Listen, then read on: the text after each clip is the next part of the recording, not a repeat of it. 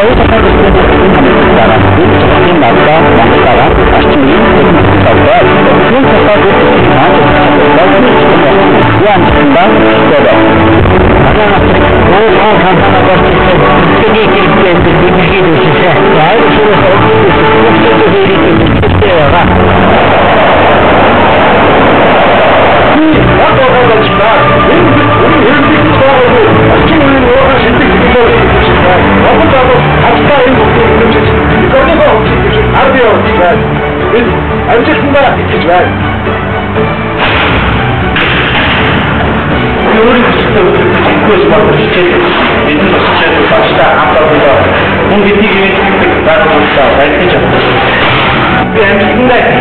оюут толгой төлөвийн хэрэгжилтэд бид дэлхийн аль ч орнд баримтлан ажилладаг аюулгүй ажиллагаа, байгуулагчны талаарх мэдлэг туршлагаа нэвтрүүлэн ажиллаж байна. Монголын Олимпийн багийг дэмжигч Дэлхийн уул уурхайн Рио Тинто компани